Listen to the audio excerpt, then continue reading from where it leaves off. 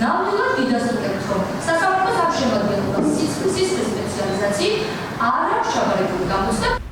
მოსამართლის ეს აღიარება პირდაპირ ნიშნავს იმას, რომ მას მზია ამაღლობელის გასამართლების კომპეტენცია არ აქვს. ევროკავშირის წევრი ქვეყნების მიერ სანქცირებულმა მოსამართლემ დაადასტურა ის, რასაც რეჟიმის პატიმარი ჟურნალისტის ადვოკატები ამბობდნენ. ნინო სახელაშვილს სისხლის სამართლის სპეციალიზაციით არც განათლება მიუღია და არც საჭირო გამოცდები აქვს ჩაბარებული.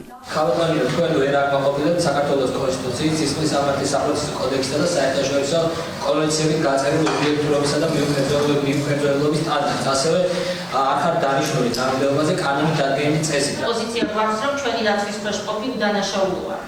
თქვენს ინტერესში არასოდეს არ იქნება მიიღოთ ეს გადაწყვეტილება, იმიტომ რომ ასეთი გადაწყვეტილებით თქვენ დაადასტურებთ იმას, რომ თქვენს მიმართ მიღებული გადაწყვეტილება ევროკავშირის ქვეყნებისა თქვენს სანქცირებასთან დაკავშირებით არის სწორი. მართალია მოსამართლემ თავადვე აღიარა, რომ სისხლის სპეციალიზაციით განათლება მიღებული არ აქვს, თუმცა ადვოკატების აცილების შუამდგომლობა მაინც არ დააკმაყოფილა. სახელაშვილი არის ის მოსამართლე, რომელმაც მზია ამაღლობელს დაუსაბუთებელი პატიმრობა ჯერ კიდევ აღკვეთ ღონისძიებაზე მსჯელობისას შეუფარდა. ამ პოლიტიკური დავალების შესრულებისთვის ჯილდო სახელაშვილის უვადო მოსამართლეს გამწესება აღმოჩნდა. შემდეგ კი მოულოდნელად რეჟიმის ტყვე ჟურნალისტის საქმეზე არსებითი განხილვაც იმავე მოსამართლეს დაეწერა. ფორმალურმა სასამართლოს ხდომამ მზია ამაღლობელს საბჭოთა რეპრესიები გაახსენა. შედარებას გავაკეთებთ იმას, რომ ალიგუდა საბჭოთა რეპრესიების დროს ადამიანებს ისე ასახლებდნენ და ესე ვთქვათ, ხრებდნენ, რომ არასამართლებდნენ. ამ შემთხვევაში ჩემი სასამართლო პროცესები იმართება, მე რომ ფორმალურია, მაშინ არაფერი იყო. სანქცირებულ მოსამართლეს და პროკურორებს მთელი პროცესის განმავლობაში პროტესტის ხმა ესმოდათ. სინდისის პატიმრის მხარდასაჭერად ბათუმის საქალაქო სასამართლოსთან აქცია მიმდინარეობდა. დარბაზში მსხდომ ხალხს მზია ამაღლობელის და რეჟიმის 50 პატიმრის მხარდამჭერი პლაკატები ჰქონდა გაშლილი, რამაც მოსამართლე წყობიდან გამოიყვანა. პლაკატები ჩამოვცია, ვიმყოფებით სხდომის დადასტურებას. მზია ამაღლობელის სასამართლოს ხდომას დაესწრნენ დიპლომატებიც. ევროკავშირის წევრი ქვეყნების წარმომადგენლებს საქართველოში აინტერესებთ, როგორ მიმდინარეობს პოლიტიკურად მოტივირებული საქმეები და ამის ერთ-ერთი ყველაზე კარგი მაგალითია მზია ამაღლობელის საქმე. მზია ამაღლობელი არის კონკრეტულად პოლიტპატიმარი.